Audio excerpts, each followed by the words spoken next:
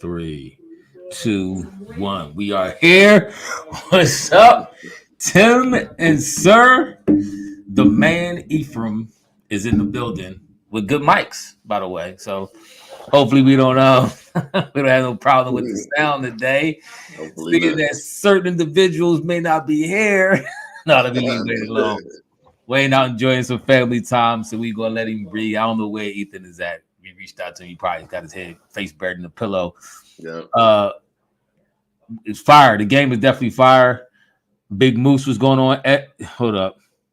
Affiliate. How you say that? You got to sound that out for me. We're putting the apostrophes or whatever. Go there so I could properly pronounce your name. Main money was going on. Yes, Sixers is now 7-1, holding down the Eastern Conference. It's on lockdown right now. We're doing our thing. I know Boston was playing. I don't know. Let me check to see if they won or not. I think they were beating. What happened with Boston? Did they win or not? I don't see the score yet. Boston won 121 to 107. Okay. They won. What's up, Ampuman? Ziggy, what's going on? Just me and Tim in the building. The original two. Yeah. That started off the show that y'all have come to love and has grown. And we appreciate everybody, all the love, comment section, the whole nine. Sixers.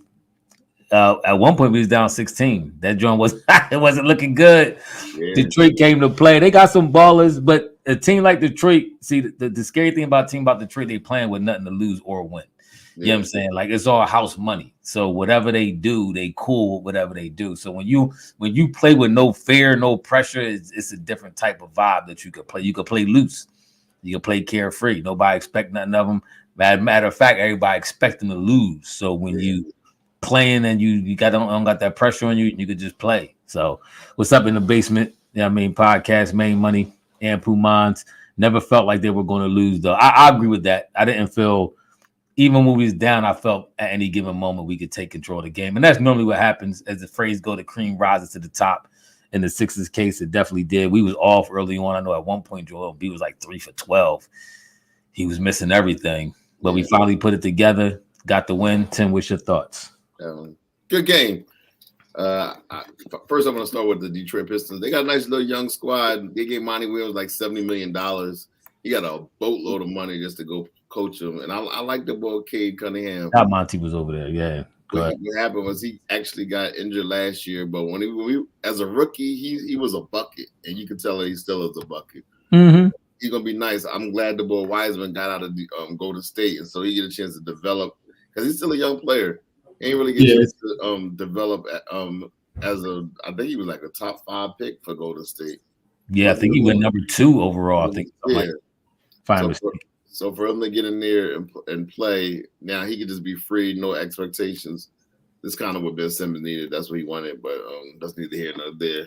But as far as the game goes for the 76ers, saw some good things. What I also saw was what we're going to continue to see, especially in the playoffs, is teams like to play Joel physical, and Joel doesn't like to play physical. And if you notice, Joel, as they was playing him real physical, he was kind of it was getting to him. You could tell it was getting to him because at the end he did something I ain't like. He shot the ball at the end to make that 3-pointer. You know, that's like just showing the team up. But I think he was more so frustrated. That's why he took that shot. Like I can't stand y'all now. But overall, shout out to Maxey, man. Maxey is on something different, man. He right now he's playing. The thing I like about Maxey most is the fact that last year we had James Harden, and the year before we had James Harden, and the year before that we had Ben Simmons. Both of those guards were good guards in their own way, but they also were high turnover guards. They would turn the ball over a lot. Like they would get 3, 4, 5 turnovers per game. Not 3, but 4 or 5 turnovers a game is a lot for a point guard. Guess how many turnovers Maxey had today? How many? He had none. And 10 assists. He actually, I think, has one of the lowest assist and turnover ratios right now in the league. I think over the past couple games, with the Kate Scott said it the other day. I forget what the stat was, but his assists is really. I mean, his turnovers is really low. His assist to turnover ratio is incredible right now. That's basketball. That's how you win. You can't turn the ball over, especially in crucial situations. And you got the young boy, like he gets that. And if he's your point guard, we all right. We all right. If he's our number, I see Charlie M say he's number 2. The difference that made Joel made his adjustments at halftime. Joel did make some adjustments because that first half we was down 8. First quarter, I think we got down double digits. I think we were like 15 or 16. So the fact that that third quarter, we came in, we balled. Yeah, I agree. Brandon Stokes said, "Wow, fellas, if we use those assets we got for Weber Harden and get a star that fits, we're going to be a tough out in May and June." I absolutely agree with that. It got to be perfect, though. It got to be right. And you gotta get it right. I mean, right now, the way we winning, you could take your time to really massage this trade. Pause, if you know what I'm saying. To really take your time to assess how good it can be for you, or how bad it can be if you make the wrong one. So right now we're in a real good position. Can't even call it. Maxey said, he said, I'm gonna play Gunna and do this without you. I agree. This Maxey, we talked about this last year, and Wayne used the phrase he must see Maxey add to his bag. And I have to agree with him. He has added to his bag. I seen him do a couple. That one left hand, he actually had 2 left hand layups in a row, if I'm not mistaken. On one of them, he never even touched the ball with his right hand. It was just all left. It looks Steph Curry-esque. You know, if you're patting your game at the Steph, you're doing something right. But the layup, and then he came down and hit. Listen, this. I don't want to get ahead of myself with the young boy Maxey, but I'm trying to bring it back. Temper your enthusiasm. Abdul, I'm trying to temper it. I'm trying to temper it a little bit. Abdul, I agree with you. This is what I said to Ethan and them on our chat the other day. He's Maxey's making the jump like Jalen Hurst did. I said they remind me of each other a lot. How dedicated they are to their craft. Yeah. But that floater he has, I'm thinking about how certain people have revolutionized the game with certain plays. He uses that floater more than a lot of people are. The only other person, at least currently in the NBA, that uses that floater as much as Maxey, from my recollection, is Trae Young. He used that floater a lot. And Doc took it out of his arsenal. That's what only irritates me about Doc. I agree. That was a bad call. But when you have somebody who's comfortable with something, let them perfect that one thing. But this is sometimes the old coach mindset. Remember Mark Jackson, he wasn't necessarily going to take Curry 3 away, but I don't think he would have ever approved of Curry shooting 10 to 13 threes a game. Yeah. Like that was a foreign concept for him. Yeah. To have a player come in there and revolutionize the game from that aspect, to take that many 3-pointers, that just no, you ain't supposed to do that. If anything, step in, take the mid range. It's a better shot. That's what all the analytics would tell us. The old coach analytics would tell you.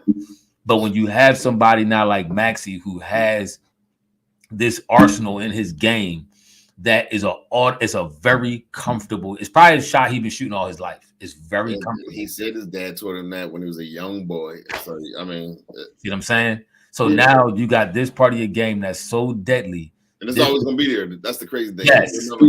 And it's hard to stop. It's a very hard shot to stop and to block. You don't know where it's coming. Yeah, we do got Boston again next week. Yes. Which I like these early season tests. So this is good.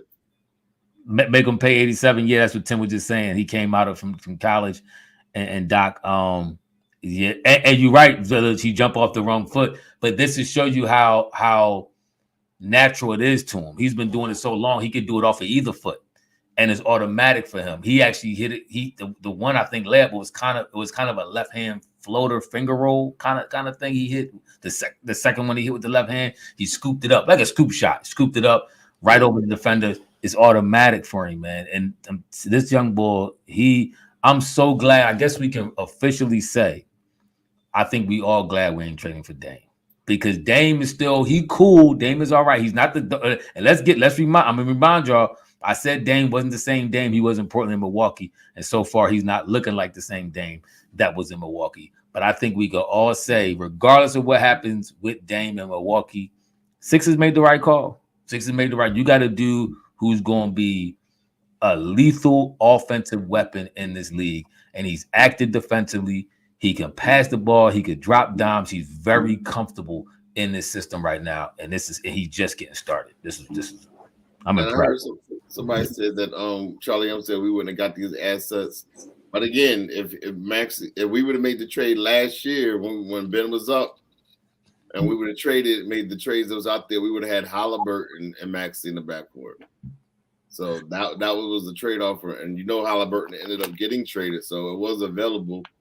So really, this is pretty much retracement for Morey. Morey got it wrong, but he was able to learn from his mistake and then get it right. But we could have had you telling me right now, you wouldn't rather have a Maxey, Tyrese Halliburton backcourt with Embiid running with Embiid and Tobias, which you could have had, and your shooters would have been Buddy Hill. You telling me that roster would have been just as good, or if not better, than what we have now? Yeah, I mean, we talked about this. y'all would believe how long we talked about this on our chat the other day. About it was me, Tim, and Wayne really talk about this trade. Ethan kind of jumped a little bit too, but it was mainly us talk about this trade that should have happened with Ben instead of the Harden trade. I think we did short ourselves of some assets with Ben, and we could have ended up with very similar assets that we got now. The only person we probably wouldn't have ended up with is Batum, who's been playing fairly well. But I mean, be it as it may, Morey slightly redeemed himself, pulling some, getting the trade done with Harden and the chemistry right, and also not trading Maxey. I think because Maxey, we probably could have had Damon here if he's willing to give up Maxey. So for him not trading Maxey, I actually got to give him credit for that, for keeping calm, not getting too excited. Maxey probably was in there begging him too, because Maxey loved Philly. Maxey probably was in there like, let's please, you don't trade me. I promise you I'm gonna do everything I can. Yeah. I play ball. I'll be in practice every day from sunup to sundown, and he do. We got, somebody said it earlier, I forget who it was, the comments went by kind of fast. We have two of the most dedicated athletes in all of sports right here in Philadelphia. Right. And Jalen Hurts and Maxey, Tyrese Maxey. This is a beautiful time to be a Philadelphia sports fan. I'm telling you, they gonna get active, man. Them two dudes is focused. And Maxey, if we get to the promised land, he gonna be one of them main reasons why. Yeah. Rashid said Clippers are getting blown out bad. We won the trade. Yeah, listen, me and Tim. No. Who was against? I think I might have been by myself. Tim, was I by myself and saying the Clippers was gonna be suspect? Was I by myself and saying that? No, you wasn't by yourself, because I told you, James Harden proved everything wrong. Think about it. We went to Game 7 against Boston, and he shot 25% in 3 games in that series. 3. Okay, but somebody said, I remember me saying, I don't think it's going to work, and I think you was against me. I might have to go back. We got to dial it back a couple podcasts, but a couple of y'all was against me, and I said, I know Wayne was on my side. I said, I don't trust Harden. I don't trust Westbrook. I don't trust that group of, and this is why I was saying about the trade. Well, what I think should be a point guard if we do make this trade, because Melton he's still struggling. But chemistry is very important. Yeah. Chemistry is an extremely important thing. And honestly, that group of, I say this, and I know people love Westbrook. They love his energy. They love his passion. If you can't work with Bron, chances are you can't work with nobody. I know Bron can at times be more of a ball dominant player sometimes because he controls the tempo, but Bron does pass. He does give it up. Even last year, I seen Bron come off the ball a lot more and try to get Westbrook involved in the game. He just, he's just not him no more. He's not it. Westbrook is not good. Harden is not. Westbrook and Harden itself on the same team is already a tragedy. It's already, it's not working. It's not. I don't know why they wanted him so bad. I know they said to the boy Paul George, they had this little fantasy of all 4 of the guys that are from the LA, and they want to have like this reunion or something, like homeboys coming home. I mean, I don't know what it is, but whatever the case was, they played themselves, but that was good for us because we would have been stuck with them an entire year. I agree. The Village is not sure Maxey becomes Maxey, I guess he's saying, with Halliburton. I don't think you can stop Maxey though. You wouldn't be able to stop Maxey. My concern is maybe he would have deferred a little bit more But if you got Nick Nurse looks like he is determined to He's empowering you. get He's the best empowering. out of him. He's empowering him. And I agree with that. and Doc and what I will say is Doc and Sam, they tried their best to keep getting his ear. Like, come on, you can do it. But I think with age also, he's gotten a little older. He's 23 now, so, and then also the fact that those dominant personalities are out of the locker room outside of Joel. It's almost like this is his team and he's ready to take off. I mean, I could agree with a lot of that. I still think Doc, I don't know. I still think Doc was part of the reason why he didn't progress as much as he did. For one, taking out his most famous move that he has. That's huge. That's like taking Kareem Skyhook away. I'm not going to defend that one. Yeah, you can't. It's like taking a skyhook. How you going to take the best move I got and say, "Yo, start"? I mean, don't really do that like that. That don't make no sense to me. That's like, I mean, like I said, that's like taking LeBron drive to the basket where he like to do bulldoze you or KD mid range. Like, you can't take what somebody's very comfortable with and doing well with. You can't take that away. Can't even call it. Said Halliburton. He said this comment a while ago. I'm kind of going back and looking at some of y'all comments. He said Halliburton different Hall of Fame vision already. I agree. Halliburton a baller. He's a flat out bona fide baller. I think if you got him in here, you could have made it work. It depends on the coaching. It depends on the coaching, the culture, the system. I mean, Halliburton, Maxey, and Bede. If you'd have had them three in here, that's you talking about. Your destination is the finals. Now, whether you're gonna win it or not, that's a different story. But that's your bar. Once you get them three in here, your destination is the finals, and it still may be without that. But here's the thing: like, even I know anybody like to rip Doc down, he's gone, but he inherited two differently flawed players. It's not as if he had a chance. He didn't have this type of squad. He literally got a guy that refused to shoot the ball. So now you got to be a psychologist and a head coach. It was like, and clearly it's not working even in Brooklyn. Then you get rid of him, and then you get another guy who is so immature at age 30, don't even realize that basketball should be his priority. Instead, he wants to do everything and didn't want to tailor his game to playing with a superstar. So you had two issues, and you see Harden ain't doing nothing in LA. So finally, now Nick Nurse comes in, and now Nick Nurse has a well-balanced a team with no egos who just want to observe everything that he's saying. So it's like Nick Nurse got the perfect squad, whereas the previous coach had two flawed starters, all totally different. I mean, I hear you. And I'm not going to combat you too much on this, but philosophy is also a huge thing too when it comes to coaching. Like I know you need the players and all that, but a lot of times your philosophy can make the players work. I remember when and I talk about Golden State a lot. Obviously, I know I like Curry. But they talked about when Kirk first came in there with that philosophy of constant ball movement, and Draymond was like, I was looking at him like he was crazy. Like, what you trying to do? I mean, but think you could work, but you're acting as if you can't make that. Like, even though there was more to be desired with Doc's coaching. However, his teams won. Like, it's not like they were bad teams. They won 50 games. It's not like he was this terrible coach. I mean, no, I'm not. I don't know. Even when they won a lot of them games, to me, they come playoff time is just. And we'll see what Nick Nurse ends up playoff time. But going into the playoffs, to me, what we seeing here just looks and feels different. I think we can all admit to that. I agree.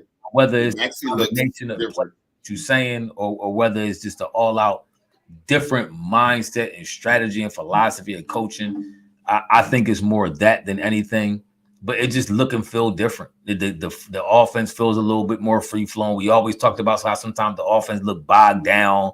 It looked stagnant at times. We talked about that a lot last year.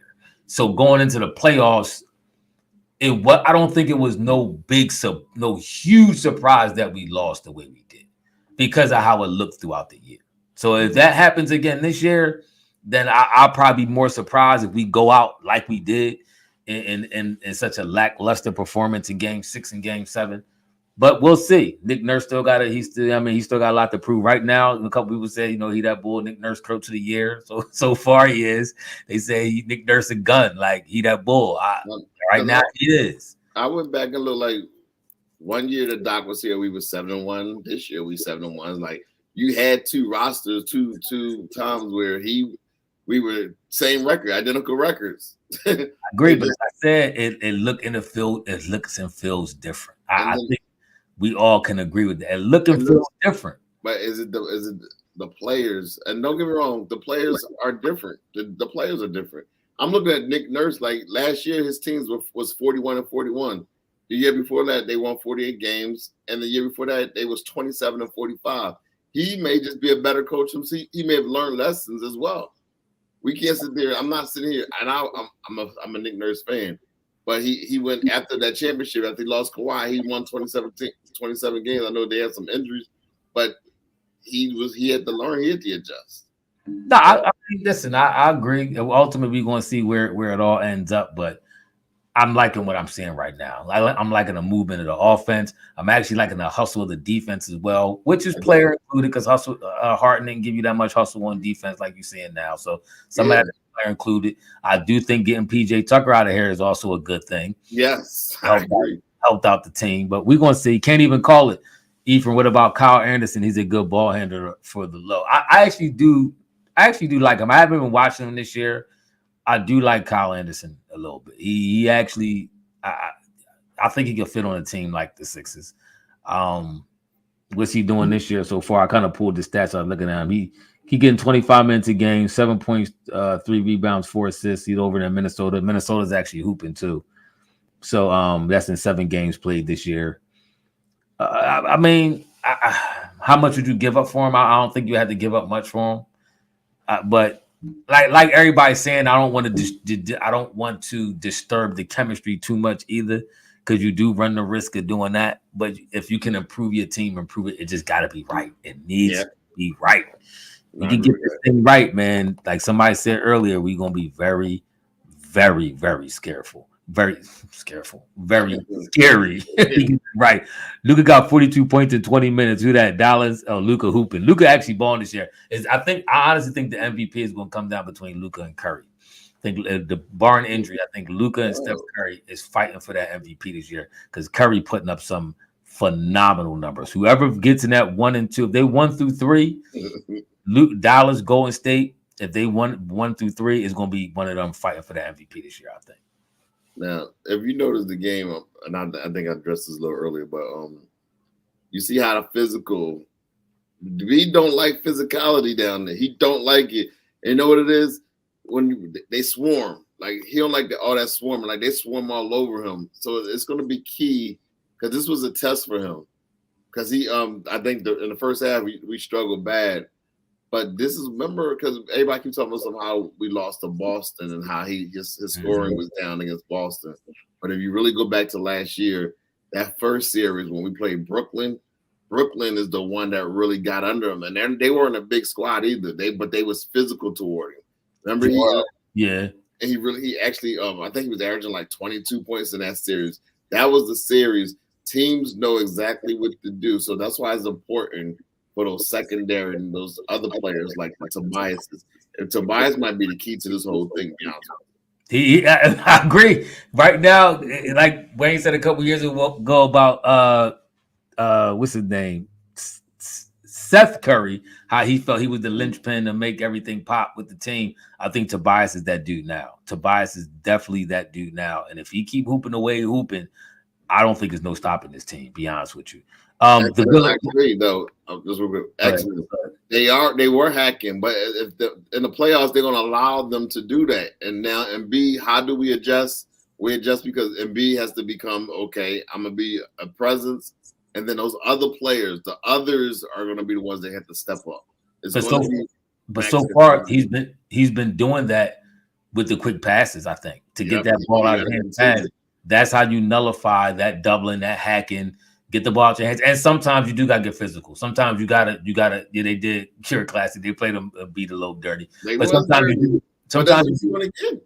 gotta get physical. Yeah, it's playoff basketball, but sometimes you gotta, match fire with fire. You gotta match aggression with aggression, and sometimes you gotta get, throw your body around. As long as the referees allow you to do it. What I hate sometimes when the refs, they don't Ethan Melton stinks. Yeah, he ain't been playing good. That's what we talked about that. I hated sometimes when the refs call the game one-sided. If you gonna let them hack me, let me get my Shaq move on it. Let me throw my weight around. Don't let them hack me. And then as soon as I body up, they fall into the ground. Now I'm getting offensive foul calls. Don't do that to me. Let's all get big. Real quick, the Village asking, you must not have been here, Village, on the last couple pods. He was asking who we think they should trade for. Them picks gonna be nice with Maxey future. We get a good trade if a good trade not available. Yeah, I mean, I saw you asking in the comment section who'd you trade for. I always kept saying more of a point guard kind of dude. That's why somebody mentioned Kyle Anderson or Malcolm Brogdon. If you could get your hands on somebody like that, I think he'll be an excellent fit on this team. He don't need the ball much. He averaged, I think, around 19 a game so far, maybe a little bit more over there in Portland. But he's not a player that dominates the ball. So I think that'll be a good fit over somebody like Melton right now. It will either, if you trade Melton, then you trade him, but it may also move Melton to the bench where I think he'd be a better role for the Sixers.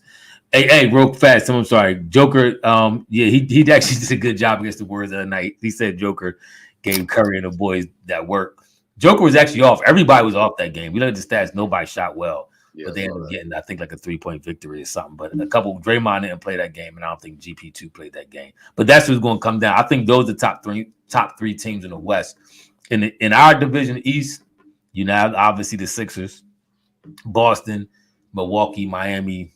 Somebody going Milwaukee, I think, and Miami going to fight for that 3. I think Boston, the Sixers, going to end up 1 and 2. Over in the West, I think you're going to have Golden State, Denver, and Phoenix. I think they're going them 3 teams I think is going to edge out. I mean, not Phoenix, Dallas.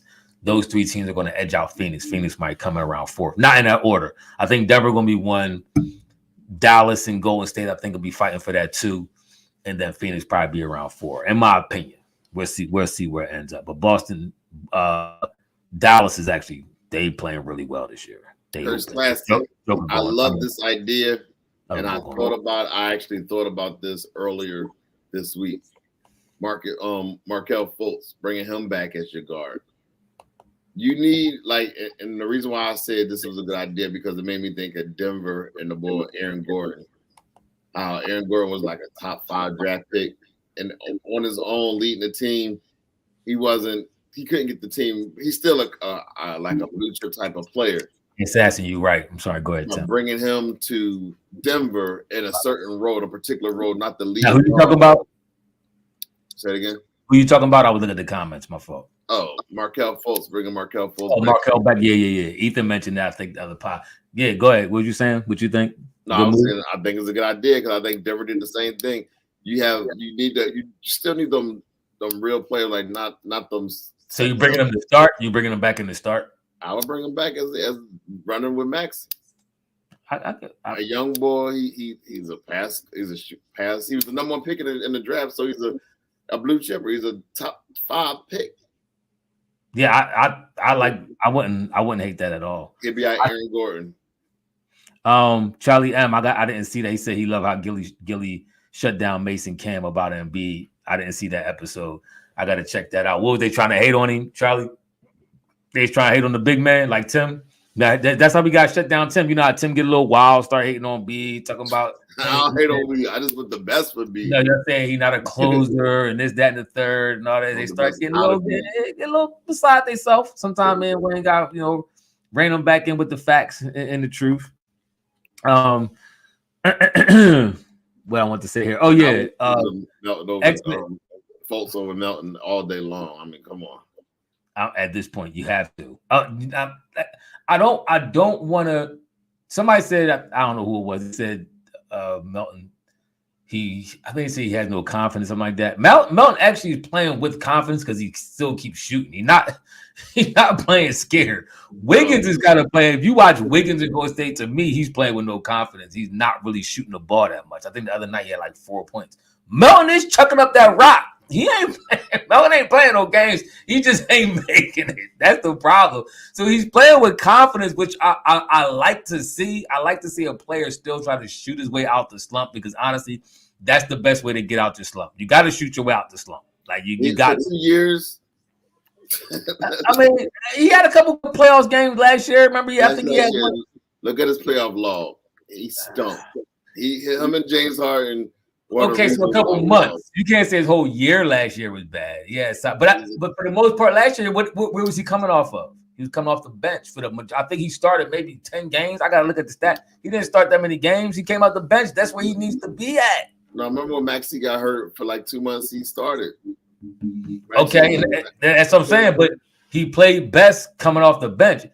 He started. I think he had a couple good games, but that's why I just think he's in a slump right now. I think he's just trying to find his way in all this. Remember and get himself out of the slump. Go back and read them old newspapers. Memphis traded him because he had a poor playoff performance next to Ja.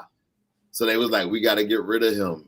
And they traded us, and we gave a first round pick to get him. That's why like Moore did a couple stupid things, and now he's redeemed himself. Yeah, listen. I think Melton is a career like 37% shooter or something. He's way below his average. That's what I'm saying. I think he's just in a slump. I think he can shoot his way out of it. I think he can come out of it. He just the team got to have confidence in him. Fan base you can't go out to the game and call him trash when he missed his first three. And you got like, yo, come on, keep shooting like he was with Ben. But we tried to walk Ben mentally through everything he was going with. Remember, you had the ball. I never forget you had the ball in the stands like this, trying to show Ben how to shoot the free throws. Like the fans was behind Ben. That makes Ben so much of a nut for acting like nobody's behind him. That's what. I'm glad we don't got to deal with that no more. I'm done with all. We had 2 mental cases back to back. I just want normal basketball. I agree, and I'm all for men's mental health. It's a very serious thing. Yes, get help over there. Go over that. I'm all for that. I'm all for that. But Bay he got to figure it out somewhere else. I honestly I don't think he will ever figure it out in the NBA as regards mentally the game. Somebody said Eric 215 Maxey floater is killing. Those change of angles are ridiculous. This is what I was saying earlier. I don't know if you jumped up beginning of the show. That floater is his secret sauce, is his weapon. It's this Kareem skyhook. It's the MJ fadeaway. It's the Steph Curry 3-pointer.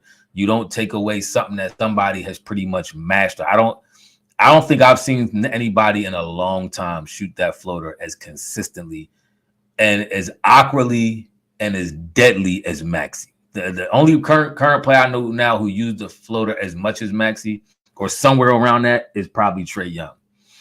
But the way Trae Young is more of a basic, I'm in the lane, I just shoot over here.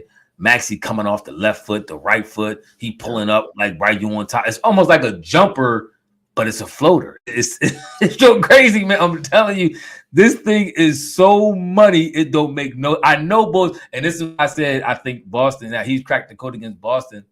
Because Doc again took that away from him last year. It's it's a couple of things. You also but also that's huge because he scored that several times against Brown, and Brown didn't know what to do with it.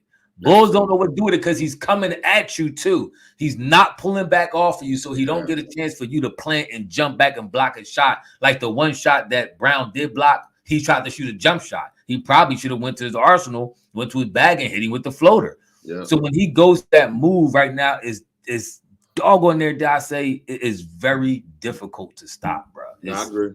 This is crazy. This is a clutch move for him, man. Just let him work on that, and it's hard to stop. Dudes is going to try to start playing defense on the offseason. They're going to start practicing moves to stop this off-center floater. They're gonna start doing bump and run like it's they're gonna try. It's going crazy, man. So they got this commentator. Man. This commentator said they ripping James Harden. They said, "You're not the beard, you're not the system, you're the problem." Who said that? Some dude gone off on Ben Simmons, a commentator. Right now he looking like it. I'm telling you, I'm good. And Pumas, thank you. Do the Sixers call the Nets and bring Mikal? Oh man, please. Mikal should have never been anywhere but Philadelphia. Should have never been nowhere but Philadelphia. It pains me that we even had to make moves to another team to get him home. But him and the other ball over there, what's the other dogs? Look at these stats. They actually balling with the Nets. If the Nets, they're not giving him up. If they're not giving him up. If the Nets had Sixers, at least Sixers Ben Simmons, because they don't even have that Ben Simmons no more. If they had Sixers Ben Simmons, they actually be. They wouldn't go nowhere because Ben Simmons will. Huh? Is it Cam Johnson? Yeah, I think it's Cam Johnson. Yeah, I think that's his name. It's one of Cam's. Cam Thomas. Yes, he hooping. They down there hooping like crazy, yo. They balling. I'm tired of looking at the stats the other day. They doing their thing. They got a nice up and coming squad, and it's gonna be anchored by them two dudes. They real, and he likes to play defense too. Mikel likes to play defense. So yeah, would I love to bring him home? Absolutely. Are the Nets going to let us bring him home? Nope. Ain't happening. No. I mean, if he probably was a little older, if he was like 30, but he's too young. He's their future. So there's no need for them to try to get rid of him right now. Oh yeah, not at all. They ain't touching him. Yeah, they ain't letting that happen. Do you think that? Real quick, this is kind of still basketball talk, but not Sixers talk. But earlier they was talking about LeBron. It was a big thing about. I don't know who started the conversation. Somebody asked LeBron, or maybe somebody made a statement that he wouldn't have been the same player if he didn't go to Miami. LeBron says, man, I'm Bron. I'd have been me anywhere I'd have went. What do you think about that? Do you think that helped catapult his career going to Miami, better organization, Eric Spoelstra, so forth, so on? LeBron said, I may not have as many titles, he said, but I would still be him. I would still be that dude. What you think about that? I think I could drink a cup of that. LeBron. Which cup that he'd still been Bron? LeBron would have been Bron, but he needed to get that monkey off his back. And the longer he went without a title, the more of a mental issue or a mental edge he wouldn't have had. Like getting that title was the monkey that was off his back that he had to get off his back. So I mean, I got to give a shout out to Pat Riley, because what happened with him in Cleveland is they never became bad enough for him to get a role player to play with him. No role players wanted to come play with him in Cleveland. No good players. So he was kind of stuck where I'm so great that we're always going to be in the playoffs. We're always going to make a run. But then it was limitations as how far you can go as far as getting that title. So it's almost he had to leave just so that they could be saved. I mean, I ain't calling him Jesus, but he had to go. No, it's an intriguing question because it's like, I mean, it could be like the never-ending paradox. Like, okay, if he didn't win the rings, because ultimately, as much as players don't like to admit it, the media and fans also kind of dictate the success of your career. That's true. Yeah, I mean, so if you didn't win the titles, like let's say Dominique, for example. Dominique is one of the greatest unknown, forgotten players of all time. Well, X-Men said Karl Malone too. Another one. Yeah, I mean, like they're not as revered. Yeah, you still did your thing. Karl Malone was one of the all-time leading scorers, rebounder, all that. But because he didn't, even Stockton, it was a great point guard. I actually went back and looked at Stockton's stats. You know, his steals and stuff. He was at some games he was averaging. Some years he was averaging 3 steals a game. I didn't realize how effective this dude was on defense too. Assist numbers through the roof, field goal shooting percentage, everything through the roof. Him and Karl Malone, but because they never won titles, their career in itself is diminished in the eyes of media, fans, where it really counts at the end of the day.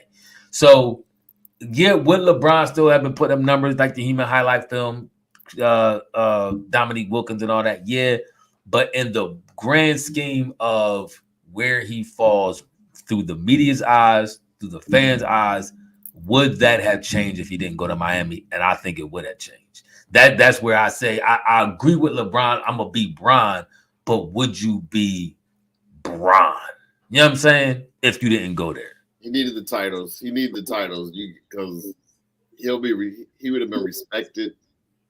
But I mean, he needed the titles. You got to win. You got to win multiple titles to even to get into the GOAT category. Like George Irvin got George Gervin has like people love him, but you gotta have the multiple titles. You gotta have the multiple titles. No, I agree. That's my thing. Charlie M. He said, "Let's not do Dominique. That's a soft spot for me." Yeah, Dominique. Listen, I love Dominique as a player coming up. He got robbed out of the dunk contest too. Let's not forget that. He got a young boy. You see, young boy. I think he got a young boy that's coming up. Oh, really? Yeah. That'd be nice to see. Pass the torch. You got a couple of them in the NBA doing pretty good in other sports as well. Yeah. But yeah, I just thought that was interesting. Throw that out there and see what y'all in the comment section thought. They said Ampu Man said he'd be Prince James and not King James. I agree. I agree. So yeah, I mean that played a huge factor in just how everybody viewed him, the overall trajectory of his career by going there. Or then again, now being devil's advocate, let's say he happened to get over the hump in Cleveland. They brought one player in that was able to get him over the hump, and he started to win in Cleveland. He may have been more revered, be honest with you, if he won initially in Cleveland without ever leaving. And let's say he spent his whole career in Cleveland. Because some of the Jordan haters like to say, well, he left. He had to leave to go and play with Bosh and play with Wade and all that. But let's say hypothetically, he never left. Let's say he just got Bosh over in Cleveland. No, and that's why he can get over the hump. This kind of what separates him because after he left Miami, he won again. He went back to Cleveland and he won a championship. And then he went to Los Angeles and he won another championship. So he got. But you gotta remember the only reason why he was able to go back to Cleveland because Cleveland stunk and got Kyrie. Exactly, but he still was able to bring them a title. He won the title. But without leaving, could that have ever happened? I don't know. But if it did, the talent, that's why he had to leave, so it give them a chance to fail. They had to go down because they're always going to win the 50 games. He's like Joel Embiid. As long as Joel Embiid, as long as LeBron on the team, they go for 50 games, no matter who's coaching. So you have, in order for you to get a high draft pick, you got to stay. That's been maybe Money says that Space Jam 2 would definitely not happen if he didn't go. Yeah, that's what I'm saying though. But that is the thing. Like, and I'm not. At first, I was a little disappointed he left. I did like, contrary to popular belief, a lot of people didn't like the announcement and all that. It gave me something to look forward to. I was at work all day, can't wait to get home to see who he was going to go to. I know a lot of people held that against him. It was corny, blah, blah, blah. I loved it. It gave me something to watch when I got home, found out he was going to Miami. All right, it was cool. I didn't want him to go to Miami because I was kind of like what I thought to be a purist, like, he need to win in Cleveland and go ahead and bring it home. I actually do think he could have got over the hump to win one in Cleveland. Yeah, I think they was gelling to the point where he could have got over the hump. And won at least one because Boston was getting older. I think they'd have got past them. Detroit and all them, I think he'd have got past them. With that team, maybe with like one more player. But with that being said, I understood now I'm an adult and I look at basketball a little. I mean, I've been an adult, but as I watch basketball for years and I now understand the narrative that's painted if you don't win. He had to win. And that was his surest shot of winning was going to Miami, and that change put a whole new spin on his career, and I'm not mad at him for it because he deserved it. He was that great of a player. He deserved to win. Now let me ask you this one before we get out of here. If you was Cleveland, would you have sacrificed winning the NBA championship and instead of taking Wiggins, drafting Joel Embiid and waiting 2 years and then have LeBron and Joel Embiid and Kyrie for the next 10 years? Hold up, say that again now. To do what? So the year that Joel came out, Cleveland had the number one pick and they took Wiggins instead of Joel Embiid. But Joel Embiid wasn't healthy. But you have sacrificed those 2 years of not having Joel Embiid but still drafting him, and then you have Joel Embiid in 2 years, plus LeBron James and Kyrie. That would have been crazy. That would have been crazy. But Wiggins was supposed to be Air Canada. Oh, no, that was Vince Carter. Air was it Canada Air something. He's supposed to be like the next. He's supposed to be the next Bron, the next Jordan. That never really panned out. But if they would, I mean, I'm saying that because I'm not mad at them for taking Wiggins because he was supposed to be that bull. Remember winless for Wiggins and all that. Sixers were trying. What's the bull from Minnesota? They wanted to trade him for the bull from Minnesota, and then they wound up winning the title. So was it worth it? Oh, Kevin Love. Yeah, I mean, they got Love instead. They got the title, but they could have got more if they had Joel Embiid, though. They could have got more if they had Joel Embiid. Joel Embiid would have been, they could have did them some nasty stuff, Joel Embiid. But this is why I'm so hyped about going back to the Sixers. This is why I'm so hyped about the Sixers thing. Maxey and Joel is looking like Shaq and Kobe, like a baby version. Right now, you're looking like baby Shaq and Kobe. I'm loving this right now. And if them two dudes as long as Joel Embiid don't want to go nowhere and get on the huff and try to leave, we got a nice squad right now. And them two dudes anchoring is over. We are the North. Y'all not the North no more, man. Y'all ain't relevant.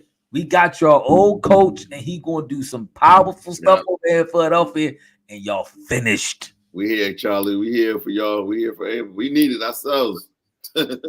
Yeah, we do. Hey, look, you're welcome, man. I love being here. I was just talking to the wife the other day how much I enjoyed it back and forth between everybody and all that good stuff, man. So thank y'all for for joining the pod tonight. It was a good win. Sixers. Yep. Are we 7-1 now? 8-1? 7-1. Lastly, Joel ain't going nowhere, by the way. As far as New York, all those New York people that want Joe come to go to New York, he ain't leaving Maxey. Ain't going nowhere. Yeah, Maxey is the new baby. He's the new babyface assassin. Yeah, he ain't going nowhere. We good. Let's rock. Sixers in the building, baby. Yeah. Let's go. Like, comment, and subscribe. Hit that notification bell, y'all. We be back. Deuces. All right, y'all.